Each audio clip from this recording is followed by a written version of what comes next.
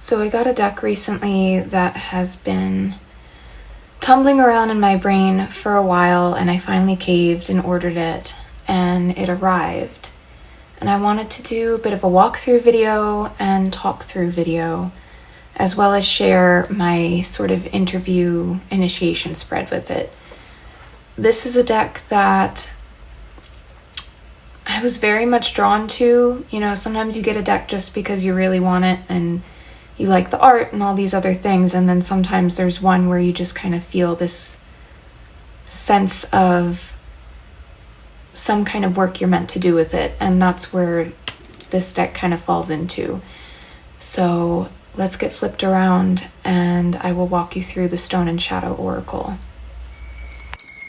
Okay, so I am lighting a Grey Lady candle from Burke & Hare. I think I like this one with this deck. Kind of like it for Persephone. Oh geez. It's a good thing I have a lighter. I don't know what... Alright. One thing I will say, yesterday when I went to clear this deck, I had the damnedest time getting a flame to work. Like, I could not... Let me pause and find where that piece went. But yeah, I had a really hard time getting incense to light and getting, like, the matches weren't working. It was very strange. And then even the light, I didn't have a lighter, but one of those, like, grill lighters. Oh, shoot. Okay, I had to trim my wick. It's important to do that with candles. Anyway, yeah, I just had a really hard time getting a match to light. I had a really hard time getting one of those like grill or stove lighters that was broken. It was literally on the table the night before or the day before and was fine. And then I found it and it was like the little trigger part was broken somehow. And well, anyway, so that's just an interesting observation I've had so far, which will get more interesting when we get into the spread that I did, because it kind of ties in a weird way. But anyway, this deck, the Stone and Shadow Oracle, is by Ray Serafina Barker. She has several other decks, and one is a tarot, and then I think she has a few oracles, but this one was very much calling to me. And just to read you some of the fun stuff. Welcome to the land of stone and shadow. May these cards root you in an ancient memory, ancestral presence, and underworld knowing. May they evoke the timeless medicine of inexorable alchemy and sacred darkness. May they create space for descent, remembrance, and returning. And may your journeying through the Shadowlands illuminate the truths you forgot, enliven your deepest self, and bless your unfolding. I love that. That's beautiful. And then before we flip into the cards too much, I'm going to read you as well what is in the guidebook. Well, it's not quite a guidebook. These are the backs, by the way, which I really love. Hopefully you can see. It's got a nice matte finish, beautiful cardstock. The gilding is like that high quality, not sticky, not sharp, beautiful gilding. But yeah, in the guidebook, this is like what I want in a guidebook right now. Because it's not quite a guidebook, but let's get through the introduction. This pretty much repeats what's on the back of the box, but then at its core, this oracle is an evocation of hidden mysteries and quiet shadows and ancient echoes, an invitation to listen and feel for and root into the medicine that hums in the heart of what the stone remembers and the spirits never forget, a tool for seeing, knowing, and descending deeper. And she speaks about the book not being a guidebook, but instead a book of mysteries to pull you deeper into the unseen. She's written a poem for every card. So instead of having a guidebook meaning, there's a poem for each card. They are beautiful poems, and everything that I have pulled and read so far has just been really delightful, and I will get into those with the cards I pulled so you get a sense, but I figured I would just show you some pages so you get an idea of what this companion book, let's say, is about. I love this style of doing things, especially for a deck like this, and not having it be a guidebook. That kind of thing used to really scare me, but now I love it, especially, like I said, for this type of deck. So this is the backs, the sides, beautiful gilding. When it comes to the artwork, we're dealing with digital collage and a layered, multifaceted, beautiful aesthetic. So let's get us zoomed in. But yeah, I have just felt so called to this deck in a way that doesn't happen often. So, it's not even my usual, I don't want to say it's not my aesthetic, because I guess it is. But I don't have anything like it. I haven't really seen anything like it. Of course, there's Danielle Noel and her digital art collage, but this has a different feel to it. The way it's layered is different. There's a very strong liminality to this deck. I think it was in a walkthrough I saw by the Somatic Sorceress that she mentioned that it feels like a spiral. And that is just so fitting for my experience working with Persephone or Dark Goddess energy and dealing with descent themes. And it really attracted me to this deck.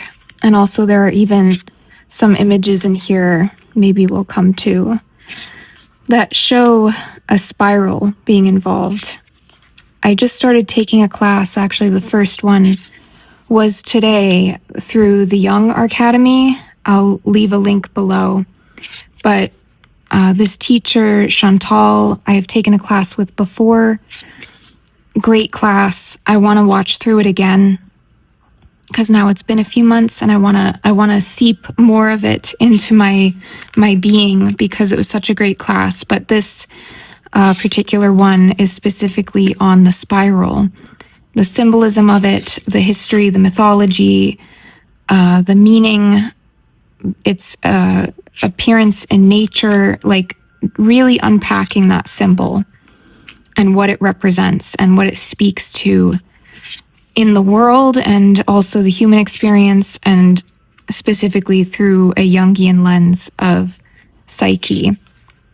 So this is all kind of coalescing and arriving in a perfect time for me to start working with this deck because it does evoke that spiral feeling of going down into the mystery of oneself, of descent. I think it touches on these themes beautifully. It touches on the different aspects, the way the images are layered and how each time you pull a card, you might be drawn to a different aspect. There's a path leading over here, an abandoned place here down below, walking over rocks, and then there's all these figures up here. I mean, you can just sink into these images in different ways. And this, I think she actually, the thank you card she sent is this one, yeah. So I love that. I always love when I get an extra card like this because it's like a mini print that I can use and decorate with. The only thing is if I could find miniature frames for those sorts of things. I don't know if those exist in those dimensions, but at any rate, I didn't get this deck really planning to pair it with tarot. I do have Deathly Flowers, which I think if I'm going to pair it with something would be that, both thematically and also I do think the art works rather well together. I wouldn't say it's like a perfect pair. I'll show you towards the end how they kind of look together, but I really got this as a deck to work with on its own. I keep feeling very pulled to work with it on its own, which for an Oracle deck is a little unusual for me, especially given that this is, it's not one of those Oracle decks that has like a really deep, I shouldn't say that.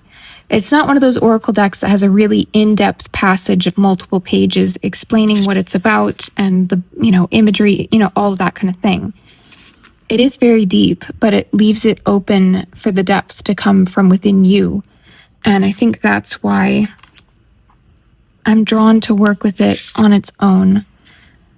It would probably look really nice with something like the Moonchild Tarot, I'm guessing. I don't know if in any of the videos I've seen so far of it that I've seen it paired with that, but I don't know. It's one of those decks where when I got it, first of all, I felt very called to it, but then also when I received it, I was pretty immediately like, oh man, we're going to be doing some work together, aren't we? We're going to be getting to know each other. I don't know if I noticed spirals in any of the other cards, but here we have one iteration, and then we have this one, which is in the returning card, and I love that. In the class I took today, she was talking about how the spiral is both the descent and the return. It is the fluctuation of contracting inward and expanding outward. And I love that. Or you could say inward and upward or downward and upward, whatever. Very interesting class that is. I'm very glad to be taking it. And this image with what seems to be a spiral staircase really speaks to me, and spiral in general, because in the meditations I have done with Persephone on my own, because I've done a few guided as well, but the ones I've done on my own, oftentimes I find I am on a spiral staircase in like a stone, I don't know, building, I guess, and it's that visceral sense of being a little unnerved because it's like a torch-lit, damp place where you're clearly going downwards and you can't see what's around the corner. In terms of the construction, beautifully made, indie deck, really nice cardstock, shuffles well for me. I don't know how it would shuffle a proper riffle shuffle because I don't really shuffle like that, but waterfall style, perfect. Like I said, the gilding is that high quality type that's not stuck together and doesn't have any kind of sharp edge to it or anything like that. So let's get into the interview spread I did. So the way, I like to call it the initiatory spread. The first card, it's a 5-card spread, and the first one I lay down in this kind of spread is to represent the deck's energy. And for this one, I pulled Passageway, which I thought was very interesting. And again, the poem in the book here was just beautiful. Like, you don't need anything written. The poem evokes everything I needed to know.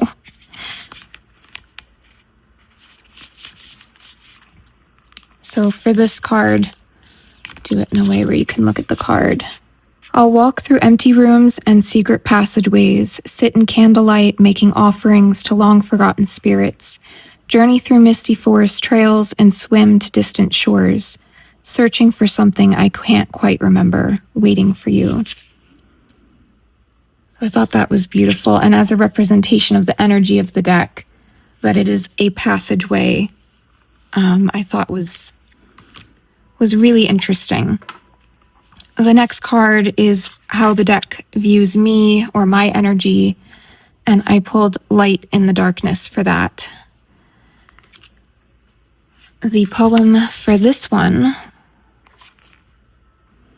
there's a particular quality of light that arises from the underworld we find nowhere else, eclipsed yet relentless, a pinprick of something hoped for, certain pathways that only ever open for us in the forgotten depths of shadow, spiraling down into a magic the daylight world forgot, into a wisdom only ever found in the lowermost depths of what we were sure would swallow us up, and yet here we are still, meeting the dawn having risen once again. I just think that is so beautiful, both the artwork and the message in the poetry of this deck. So we have the deck's energy, how the deck views my energy. The next card I pull for is what the deck asks of me, and that was enchantment. And my immediate reaction to this was kind of to laugh, because there's been this quote this past week that has stuck with me from Carl Jung, which is the oldest form of medicine is enchantment. And for some reason that lodged in me, and I didn't know why, and I guess this is a journey of finding out why. In the poem for this, in the poem for this card, the part that struck me the most was, the truth is life is a lush unfolding, enchantment seeping through the cracks, a whole world that was always there on the other side of the door, you had just forgotten, finding its way to the surface every time. It goes on, but that part about life is a lush unfolding, enchantment seeping through the cracks, that stuck out to me as being a call to witness the enchantment of life and to be enchantable by life. And I love that. And not only that, but the face of this, as I was journaling, I noticed this. The face of the sculpture figure that's in here looks very, very similar to the face on the figurine I have of Persephone. And I really loved that, noticing that, there's other areas where there are sculpture or figure, which you could imagine as being whoever, but this depiction in particular looks so similar to the figurine I have. And I thought that was very interesting. The way I thought of this one in terms of what is being asked of me is to be open to being enchanted by the messages, by the images, by the poetry of this deck. That quote from Carl Jung, I think, is possibly related. I can't remember now the exact origin, but I think it's related to a story he told of a patient who was in some kind of psychosis, and he sang them a lullaby and it cured them. They were all right after that. And what is that but enchantment? And I think that's what this deck is speaking to in terms of what it asks of me, is to be open and willing to be enchanted when something resonates and when something inexplicably is a balm to my soul in the cards. And I really adore that kind of a message from this deck. So the last main card of the spread is the work that we will do together, and that is flame. And this is where we go back to it being kind of interesting that I seem to keep having issues with lighting flames when it comes to this deck now 2 days in a row.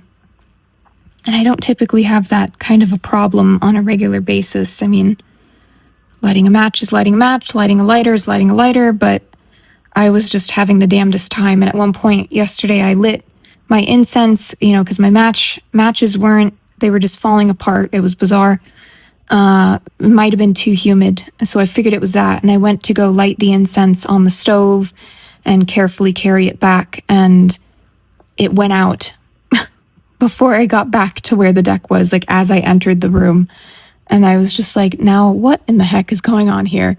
So interesting on that level for the card to come out as the work to do together to be the flame.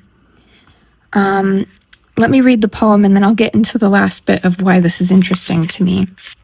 So again, this is for the work we are to do together. Here is the poem if you rather pause and read yourself. Whatever else you do, keep burning. The fire inside is the most precious thing. They'll try to take it or convince you to give it away as fuel for the machine, that anything else is selfish, a waste, but they're lying. It's yours. Keep it. Let it enliven the best of all worlds and all futures. Let it light your way home. So again, that is for the work we are to do together. And the other layer of interesting things about this is I immediately thought of Hecate with, a figure holding a torch, especially in the context of traversing perhaps thresholds, because the card below the deck, which for me is the greater purpose of our working together, was descent and being at the threshold and crossing it, and doing so with, something of a guide, an angel of guidance. So this card immediately made me think of her also because I have started to get percolations of signs, it's been a while. Hecate has emerged for me in the past, and I started to look into her. I got a really cool book. I got a little carved representation of her, but then it's like the signal cut out, and I was not ready yet, but it was like hawk circling to let me know. So that was interesting. And then, I was working with Artemis, which led me to working with Persephone, which my sense at this point is that it is leading me to work with Hecate, who in some forms of, or some versions of the myths, as I understand it, was actually the one to guide Persephone back above ground, depending, because, we have Hermes also being tasked with that, but it depends. There's different versions, right? And at the very least, Hecate helped Demeter find where Persephone had gone in the whole story of that myth. So just thought it was really interesting. And yeah, this idea of keeping my fire, cultivating my fire, it has come up in other ways in card work through the King of Wands and Queen of Wands. So seeing this and everything else I've mentioned, and then the purpose of it all beneath this being the descent, really just spoke to me completely. Let's see for descent, the poem. They're all beautiful pieces of poetry that really work in the cards for this. So for the descent, we have: beyond the well-worn path, another road, an invitation whispered at the edges of dreamtime to heave open the heavy rusted door and step into the waiting world on the other side, veiled in oceanic melody and ancestral story, where the descent begins. So that's what you get in terms of the booklet, and for me, that is inexplicably perfect, because it always gives me the seed of what I need to understand the card and why it's showing up, aside from just the keywords, which of course you can read just with that. I just think the poetry adds such a beautiful layer, and I think that's part of feeling called to dip into this deck by itself, is to work with it a bit daily, pulling a single card and reflecting on how that is building personal relationship for me, and how the poem is bringing up things for me, how the image is bringing up things for me. She does have a page or two in the guidebook speaking to working with the cards from that intuitive place. And I just am really loving that right now. I think at one point I did pull a clarifier card for this just because I was curious. I already felt I understood. But the shrouded one is what came out. And this is another card that has a spiral. And this in the poem speaks to there will always be certain aspects of self that we don't know. There are certain things we don't necessarily need to know. And this idea of the passageway and maybe meeting the shrouded one through that passageway was kind of interesting to me. So anyway, I just wanted to share a little bit my thoughts, my experiences with this deck. I think it is gorgeous. I will zoom you out a bit because it is probably hard to see the whole spread the way that I have this. And like I said, this isn't something where I feel I'm going to be pulling tarot into it, at least not for a time, but I'll show you how it looks with Deathly Flowers, at least, because I think if I were going to pair it with something, it would be that at this point. But I don't know. I mean, I was playing around with it last night and just really getting the sense that I'm working with this one alone for a time. My other, my tarot related practice stuff can be a little different and probably more of an evening thing for me. But for this, I just want to start with pulling a card, perhaps in the morning, and letting that be my tap in for the day of where I'm at energetically and just to get to know this deck. Okay, so this is with Deathly Flowers, and this, I have the Gilded edition of it. It is a deck created by Chanel Days here on YouTube, and it's available on MPC as a like a made-to-order type deal deck. And it's on a lovely linen, shuffles beautifully. I love this deck so much. I've been working with it more than anything recently. And I do think it pairs with this. It's not my favorite just on a visual sense, but in terms of having flipped through it in this way a couple times myself, I do like it together. I think it can work together. But this deck, for me, wants to be alone right now. But I could see these reading well together. I have other oracles that I really feel are like perfect pairs for Deathly Flowers. And I think pretty much all of them are in the video I did that I'll link if you want to see like a full walkthrough of this deck and a bunch of pairings. But I don't know. I could see working with them together at some point, but I'm really getting the sense this oracle deck, maybe it's just for now, but I'm getting the sense that it is a solo oracle, which is interesting for me because I really seldom have those. There's a few, but like I can always pull tarot into it, whereas this one just really feels like it wants to be its own thing. And it's not a Persephone specific deck, but it is a Descent specific deck, I would say. It is about going down low and finding and reclaiming and illuminating and reconfiguring to come back to a more authentic or evolved place. And I just really am loving the whole idea of it. But that's how those look paired together. Like I said, I enjoy it. It could work, but